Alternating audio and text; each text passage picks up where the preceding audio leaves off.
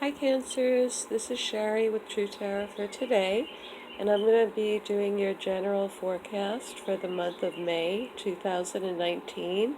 I hope all of you are well, and let's get started. This is a zodiac spread, so it will involve 12 houses that represent different areas of your life, and I'll interpret what the general tendencies for your sign for this month throughout May 2019. Okay, so in your first house, this is how the world sees you, and you're going to be coming off in the month of May quite strong. This card is strength, and it represents self-control. It represents strength mentally, physically, and emotionally. So people are seeing you as a person that has a lot of inner strength and a lot of self-control. In your money house, several signs have gotten this month, and Uranus has gone into Taurus. You have the Fool card, and the Fool means that you're willing to take risks or chances. This can be with investments, with job opportunities, with your tax return. Some of you might be looking at offbeat forms of investment, gold, silver, Bitcoin. Anything new and exciting is going to appeal to you regarding where you put your money. And you are going to feel a little bit impetuous. I wouldn't say reckless, but sometimes when the Fool appears, it means that somebody really wants a fresh start, and yet they may not think everything through clearly. So just take your time and make sure that, opportunities are sound for you, and that you're not doing anything foolhardy with your finances. In your third house, this represents your environment, siblings, cousins, neighbors. It can also be online communication, because this house is ruled by Gemini, and now we have a neighborhood on the internet like Facebook and social media. In any case, a lot of people are going to be appearing a little flaky to you. Everyone's going to be talking about their dreams, their desires, what they want to accomplish. But it's an energy of someone being scattered or a little bit flighty. And so this could be with, like I said, cousins, siblings, neighbors. There will be a lack of focus with a lot of people in the month of May. Maybe everybody's having spring fever, but don't expect people to be concise and clear in discussing or communicating what they want. They're not going to be wishy-washy, but they're going to appear to want so many things that they're going to seem a little bit lackadaisical or like a dreamer to you. In your home, you have a really nice card, Cancer, and this is the card of the Empress, so it means that many of you can be decorating your home and making it appear opulent and inviting. It can be indoor, outdoor, garden, pets, animals. This is the card of fertility, creativity, abundance, and so many of you are going to really nest in your homes in the month of May and enjoy it to the nth degree. Now, in your fifth house, this represents children, and in this day and age, that can be pets, and it also represents new love. And new love would be someone who entered your life within the last 3 years. So it doesn't appear to be children unless you're a much older Cancerian man or woman. Then you may have a child who's become established with their money, their wealth, their abundance. This is the card of a mature person who invests and knows how to handle money. It can sometimes indicate someone in real estate, finance, or banking. But if it's not a child, this would be the same description for a new love. And you're attracting someone who has earth in them, and that's good for you, especially because Cancer, it's your opposite element to the water. And so this would be a person that would ground you and maybe even give you tips and advice on investing or real estate or just how to handle money well, because they're very connected with the physical universe. In your workhouse, you have the Emperor, and this indicates that your work environment might be dominated by a male, club. This is the card of the patriarchy. Some women will embody the traits of the Emperor, but I find it much less common than most tarot card readers assign. This is the card of generational chauvinism. It's a man's world. It's the boys' club. And so some of that is going on somewhere at your job, or if this is regarding your health, because the sixth house can also regard your health, your doctor may not have a good bedside manner. It might be do as I say, and it's a sense of authority, but there's no fluffiness or charm attached to this card. It's somebody who's going to get things done, who's organized, who's a leader, and doesn't really care too much what people say, do, or think. They're in control.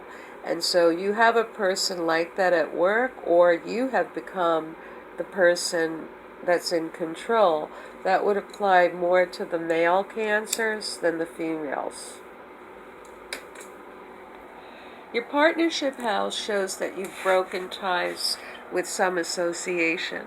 Partnerships in life can be children, they can be family members, they can be lovers, they can be spouses, they can be business associates, colleagues.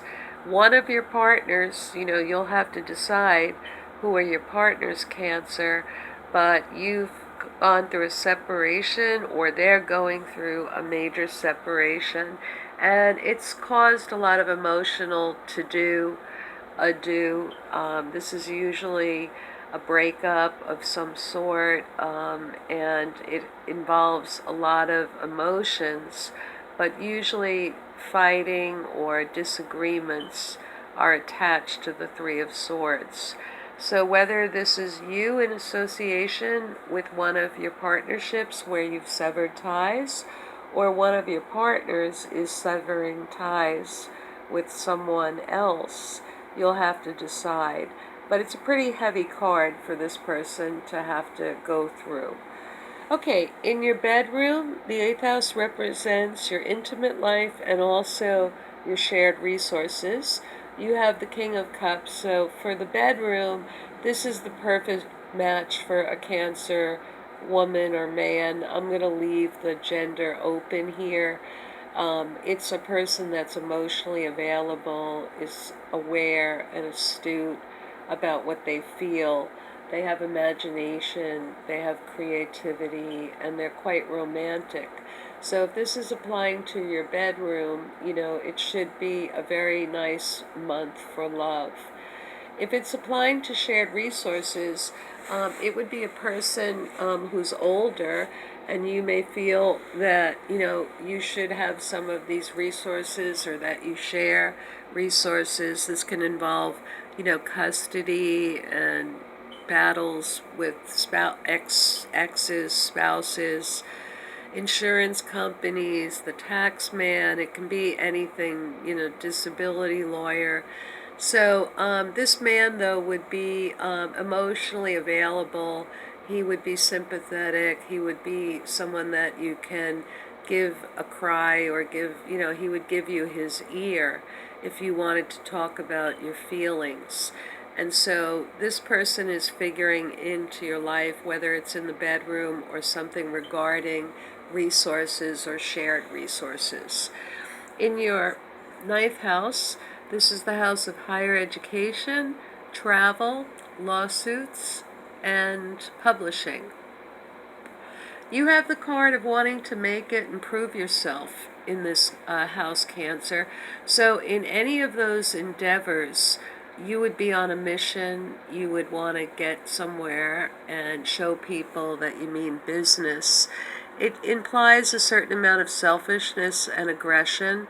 And again, you may be overstretching or overreaching because there's a sense that you need to prove your point or prove your position. So if it's like a travel situation, this looks more like a hunting trip or a safari. I don't recommend it for the Bahamas, or if you're planning a relaxing trip.